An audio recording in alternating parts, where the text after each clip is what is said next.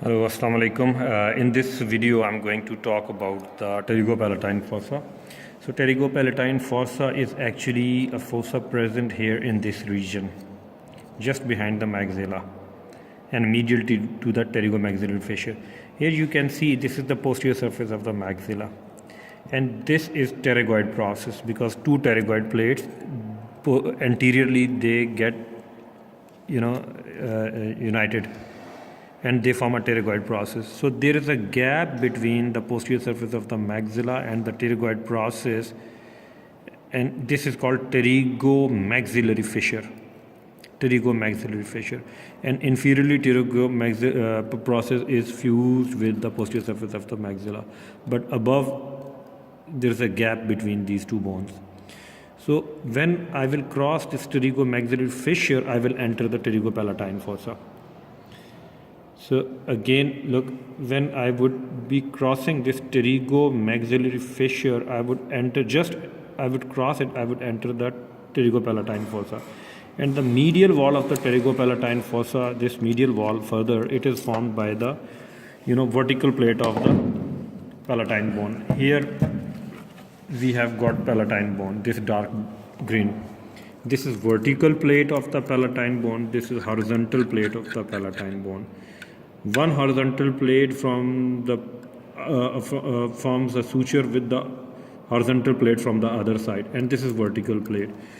And this vertical plate has got two processes. Between them two, we have got an opening which is called suphenopalatine foramen. So this is suphenopalatine foramen, and from suphenopalatine foramen, pterygopalatine fossa is lateral to this plate. So pterygopalatine fossa communicates with the lateral wall of the nose or nasal cavity through this suphenopalatine foramen. So again, for orientation, this is vertical plate of the palatine bone, and lateral to this we have got pterygopalatine fossa. Now look again from this side. This is pterygoid process because two pterygoid plates, lateral and medial, they are fused, anteriorly, like a book. So they are like a book. So medial pterygoid plate, lateral pterygoid plate, they are fused posteriorly and results in the formation of a pterygoid process. So here again there is a gap between the pterygoid process and the posterior surface of maxilla, pterygomaxillary fissure, and medial to this pterygomaxillary fissure we have got pterygopalatine fossa, and whose medial side is formed by the vertical plate of the palatine bone. So through this, here we have got infratemporal fossa. So this infratemporal fossa is communicating to this pterygopalatine fossa by this pterygomaxillary fissure. And this pterygomaxillary fissure, superiorly and anteriorly, it is communicating through infraorbital foramen. Here, infraorbital foramen, and medially through suphenopalatine foramen. If I try to, because bone is a bit old and it is broken, so I won't be able to show you suphenopalatine foramen from here.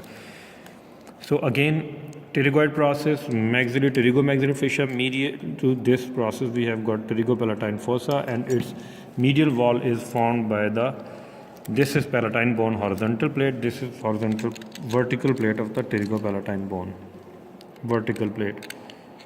So this was bit, and inferiorly we have got pyramidal process because this pyramidal process fused with the posterior surface of maxilla, and inferiorly pterygopalatine fossa communicating by means of a greater and lesser palatine foramen through oral cavity. Thank you very much.